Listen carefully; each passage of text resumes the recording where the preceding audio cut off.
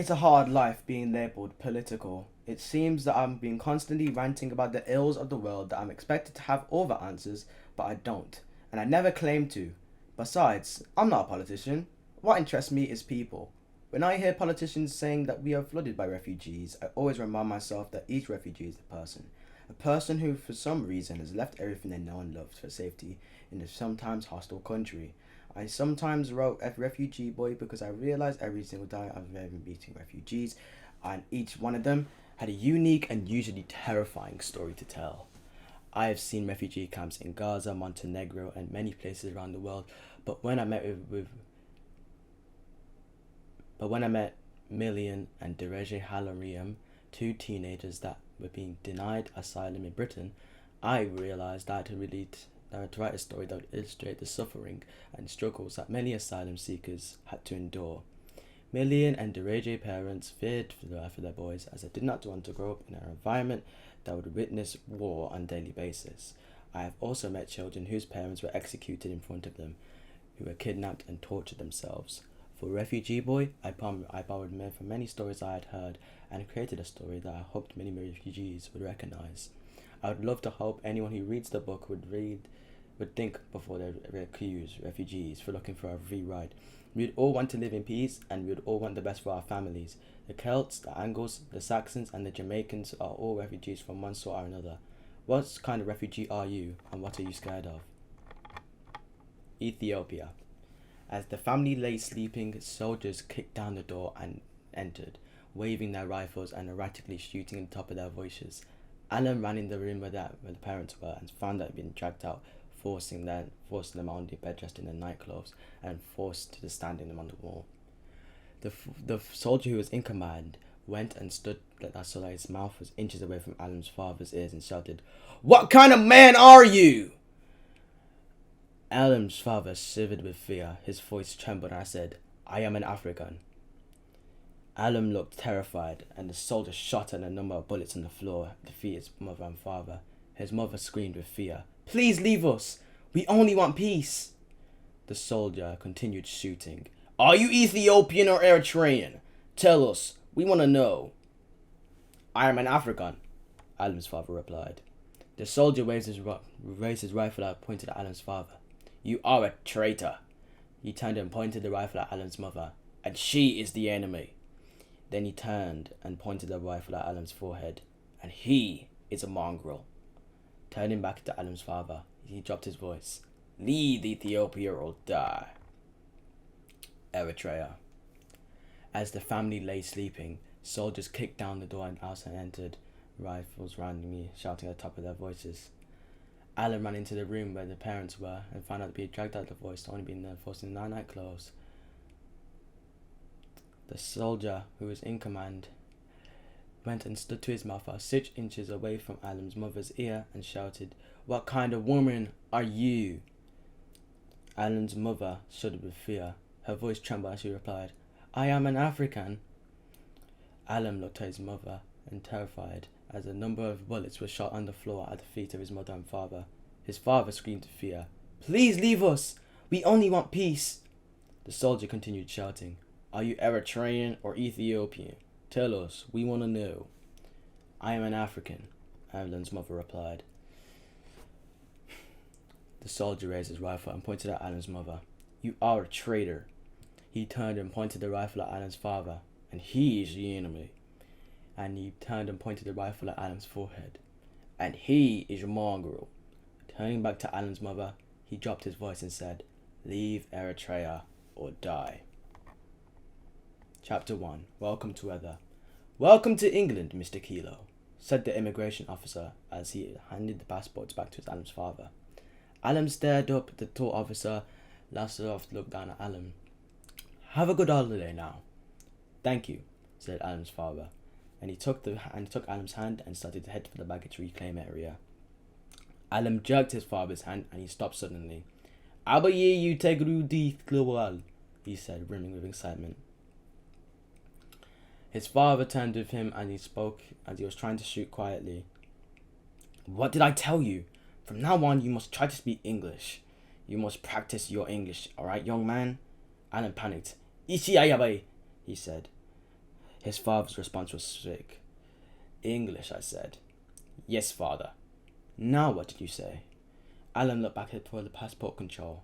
Father, the man who looked at the passports, what was wrong with him? He looked alright to me. I think something was wrong with his hair. He looked burned. Did you see his hair? It was red like the sunset. He looked hot. He looked burned. His father shook his head as they continued to walk. No, nothing is wrong with him. This type of hair is called ginger. In England, you will see many people with this colour hair. And you must say burned. You must say burnt. The word is burnt. As they stood waiting for their luggage to appear on the carousel, Adam looked up at the high ceiling. He loved the airport building. It reminded him of space stations that he had seen in science fiction films. Everything seemed so busy and organised, as everything looked so large. He looked towards the next carousel where people were waiting for their next luggage from the flight from India. Many people were Sikhs. The men were wearing turbans. They looked familiar. Father, are they priests? Adam asked. They are from India.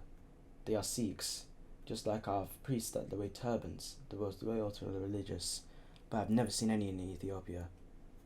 They collected the luggage and headed towards the exit. Alan was looking around frantically, trying to take up in the big building away from everyone, while trying to bump into everyone, which he inevitably did a couple of times before reaching the customs hall. The customs hall had an eerie atmosphere around it. The customs officers began silently observing as the passengers walked through in a rather nervous silence. The silence was broken by a large bearded officer in Kanata in the direction of Adam and his father. Excuse me, sir. Could I have a word with you, please? Certainly, replied Adam's father politely as he could. Could you put your luggage on the table, please, sir? As the officer spoke, he was looking behind him in front of the couple. Just the two of you travelling, sir? Yes, Adam's father replied, trying looking behind to make sure they had not attracted any followers. Now this is a routine check, sir. I just need to ask you a couple questions, and if you're alright, you should be on your way soon. Right, sir. Where have you arrived from? Addis Ababa, Ethiopia. Did you pack your suitcases yourself? Yes. What is the purpose of your visit? We are having a holiday. I take this as your son? Yes. Could you please tell me why you can only have 2 pieces of luggage? It does seem odd, says the customs officer as he looks around their feet for other pieces. Well, we only have 1 short each because we only will be staying for a short time and we're planning on buying many things here in London. Famous Oxford Road in the Piccadilly Circle, Alan's father replied, trying to put on the best upper-class accent that he could, but rather sounding clumsy. I think you mean Oxford Street and Piccadilly Circus. Maybe you gotta see your passports, please. The man spent a good 2 minutes checking the passports before he put them down on the table next to a customs officer, which was speaking well rehearsed, and you could sense they were trying to be well mannered and inoffensive, but at the same time there was something dangerous about him. As we were animal prey, saying it was a chance to pounce. So you're having a short holiday, sir? I would have thought after coming all this way you would have a mind to stay with us a little bit longer. Do you mind if I take a look in the cases, sir? No, not at all. You should do what you have to do. The officer spent a good 5 minutes searching in the luggage. Alan wanted to tell him that to be careful when he searched his case because he's very self-conscious that his English wasn't great. In fact, Alan's English was quite good, but he'd never spoken English to an English person before, so he watched in silence as the officer looked inside his school books in his toiletry bag, then even checked his underpants and looked in his socks. The officer made an attempt to pack everything back after he had found it, but it wasn't happening. Alan's father ended up helping him push every single thing into the case as possibly they could before the officer gave them permission to continue. That would be all, sir. I'm sorry for keeping you, and I thank you for your cooperation. By now, Alan's father was annoyed that he didn't even respond. He just picked up the suitcases and passports and continued towards the exit. After changing some traveller's checks, they headed outside for a taxi. It was a damp and chilly October day, and the sky over Heathrow was grey. It will rain, father, Adam pointed to the sky. His father smiled. You haven't been here for 1 hour yet, and you've become English already. The English will always talk about the weather. No, young man, that is not rain clouds. That is just English clouds. You will get used to them as they come with the territory. They approached the waiting taxi, and Alan's father handed a card to the driver. Is that where you want to go, mate? He asked, holding the car away from him. The compensate his long-sightedness. Alan's father nodded. Yes, please. The Palace Hotel, High Street, Dorset, Berkshire. That's just up the road. I don't go very often. Good job there too.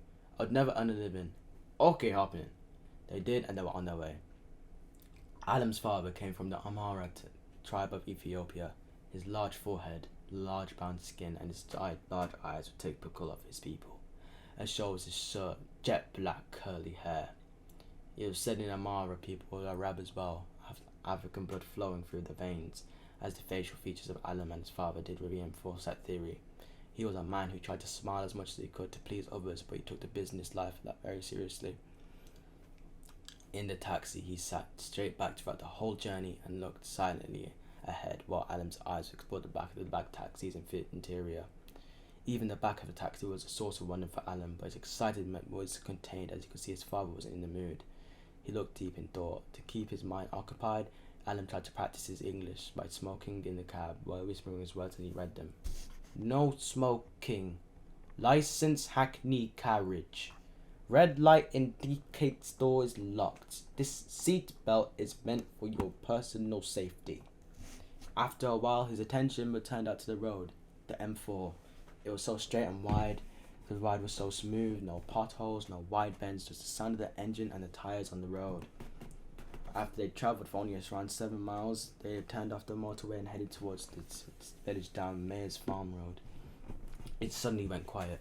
Very few cars on the road and no farms to be seen. Just a few simple empty fields.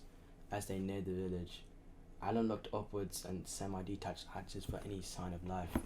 He could see the houses, but where were the people?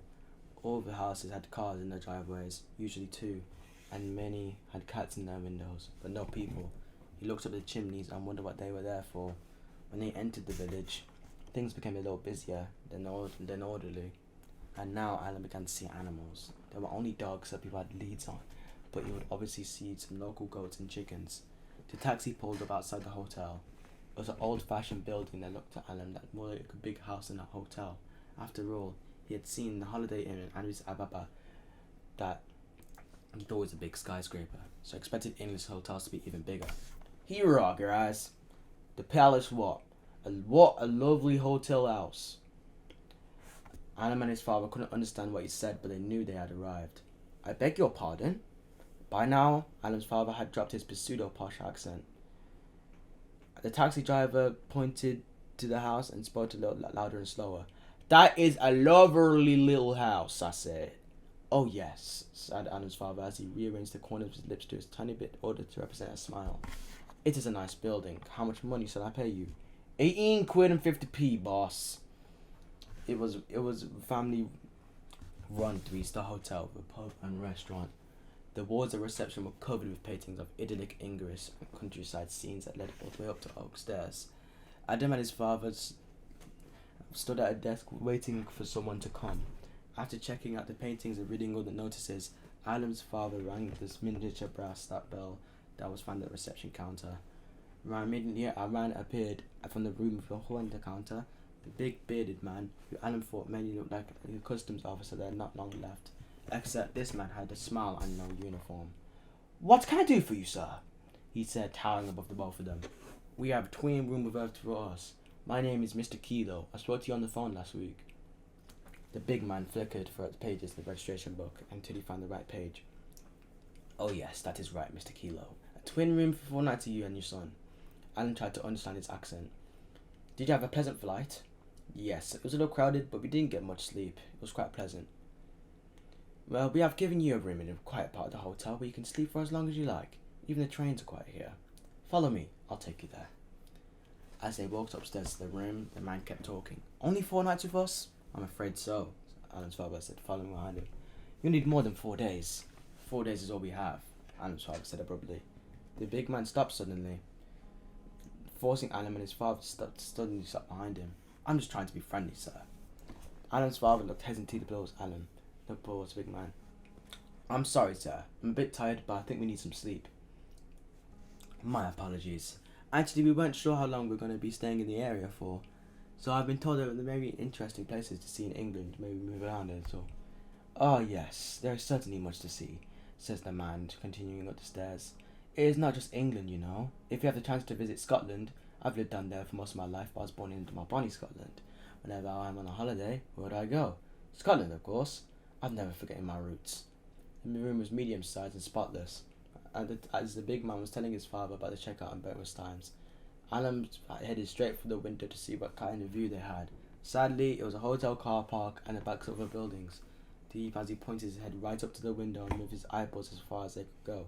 Just around he could see a train station. They spent around the evening in the hotel room. Alan's father was a bit quieter than usual and spent most of his time reading a London guidebook while Alan watched television. It was a Saturday night and most of the television channels were transmitting game shows or dating shows. Alan thought they were all bizarre. He was trying his best to understand what was being said, but most of the time he just couldn't keep up with the pace of English people's speech. From the moment that he landed, he noticed that English that he was hearing was very different from the English he had been taught at school. The customs officer had sounded different than the taxi driver on the television where everyone seemed to have his or her accent. Now Alan couldn't take it any longer. He switched off the television and to look out the window again. Nothing had changed, except now it was dark. Then he turned to his father. "Ni get me down, nimi hisro." I don't know what that means. "English," his father said abruptly. "Speak English." "I'm sorry, father," Alan continued. "What should we do tomorrow, father?" "The holiday starts tomorrow, young man. We will get a train to London and you'll see all those famous places that you've seen in books." And so it was. The next day they got a book from Datchet to reading, then reading to central London. In central London they boarded sightseeing that took them all the places I'd seen. Marble Arch, Piccadilly Circus, Buckingham Palace, Trafalgar Square, the Houses of Parliament and the Tower of London. Back home, Alan had only seen small cities or towns, as he had never been to Ethiopia capital. He'd never seen anything like this in London. Cities back home were so busy with cars racing everywhere, but here it was so busy that the cars were standing still in traffic and jams most of the time. The fumes emitted by cars made Alan cough, and he wondered why everyone else wasn't coughing when he got used to it and stopped. When Alan was small, he always used to say that he wanted to make buildings when he would grow up. But now, he was sophisticated enough to say he really wanted to be an architect, so the buildings and one of them really caught his attention. What he really liked about the city was the way that the old and new schools stood by side. He really thought it was some parts of Ethiopia. He had seen like the ancient obelisk in Axum, and the churches carved out in the mountains in Labala. He always thought that he'd become an architect, so he would try and become the new together, and he would always put old features into new buildings. He had spent the whole day imagining how you could change London if you had the chance, and working out what bits of London that you could have you take back home if you could. After a visit to the British Museum, they wandered down Charing Cross Road and found themselves in Leicester Square. Alan's father wasn't sure where to go. Darkness began to descend and people around them looked younger. Alan's father gave him a choice that they could go back to Datchet straight away or stay in London to eat and return later. Alan decided to stay in London. "So what do you want to eat?" Alan's father said, looking very devious. "In London you can eat anything. The choice is yours." He opened the guidebook that he was clutching. Not far from where we were standing there is French food, Indian food, Chinese food, Mexican, Spanish, Italian, and Alan interrupted quickly. "Italian food. Do they have any Italian food here?" "Yes," came the reply. "Don't forget we're in Europe and Italy is not far from here, so do you want Italian?" "Yes, please. Spaghetti, please." Alan was jumping with excitement. Spaghetti was one of Alan's favourite foods. The Italian army had invaded Eritrea in 1882. Then in 1933, they entered Ethiopia. Unable to conquer the country, they were soon chased out, but they left behind tanks, unexploded bombs, and spaghetti. There wasn't a type of food that they cooked in the house, but sometimes Alan was eating spaghetti in school, but on special occasions or restaurants. Alan's father checked his map, and in the Covent Garden, and he spoke to Alan. "So, Mr. Spaghetti Lover, do you know where spaghetti comes from?" "Easy. Italy. That is where it originated from, but where's the spaghetti that we eat that originally Ethiopian come from?" "Italy," Adam insisted. "No, that's not so true. Of course it comes from Italy. You told me that spaghetti comes from Italy, father. Well, the truth is, the most that we've made spaghetti is made back home, but the spaghetti that we get here is the real spaghetti from Italy." "Are you sure?" "I'm very sure. I know these things, you know," Alan's father replied jokingly. "Spaghetti back home tastes African. Spaghetti here will taste Italian. You do all wait and see." But Alan had a comeback. "You may know that spaghetti back home is made back home, How can you be sure the spaghetti made here is not made here? Maybe every country made its own spaghetti. His father was genuinely struck. Well, you know, you have got me there. You've got a point. Well, he paused for a moment, then let his alternative theory. Well, okay, the spaghetti that you get in England may be made in England, but raised his finger in the air. I bet the spaghetti that was made in England is made by Italians. Alan looked up to his father and raised an eyebrow, signaling that he was not sure about his theory. Then he found out what was advertised in the guidebook in the genuine Italian restaurant. Then they ate spaghetti. Both agreed that the spaghetti tasted better than the spaghetti they had back home, but neither of them could pluck up the courage to ask a waiter the country of origin that the spaghetti was still unknown to them.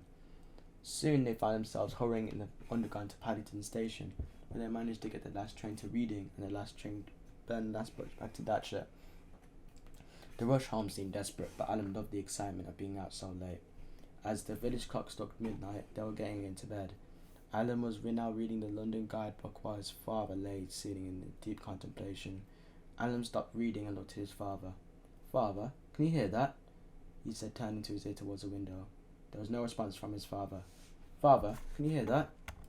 Alan had caught his attention. "I'm sorry, hear what? Can you hear the nothing, father?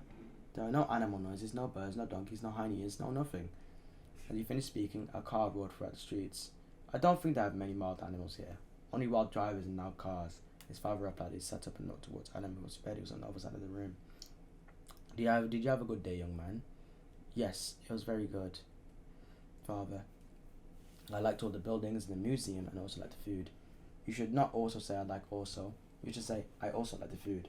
"Yes, father, I also like the food," Alan said, concentrating on his hard work order. "Mother would like it too. Don't you think so, father?" "Yes, of course." He got out of bed and crossed the room to sit on Alan's bed. "What's the matter, father?" "Nothing," he replied, sounding very serious. "Just want you to know that your mother and I love you, and you know anything what we do for you is for the best. I've never been here, but I know England is a nice country, and there's some good people here. You must remember that. And back home there I've got some good people too, and not everyone there wants to be fight for the war. So most people would like to get on with their lives. So remember, good and bad everywhere, because me and your mother have always tried to do the best for you, not because we want you to be one of the good ones, not a brave African warrior, not a powerful rich man or a great hunter. We just want you to become a good person. And remember that." He leaned down and kissed Alan on the forehead, and then made his way back to his own bed. "Father, is there something wrong?" "No, young man. I just want you to try and be a good person," he said. "Good night, dear Nida." "Good night, father, dear Nida Abba," Alan replied.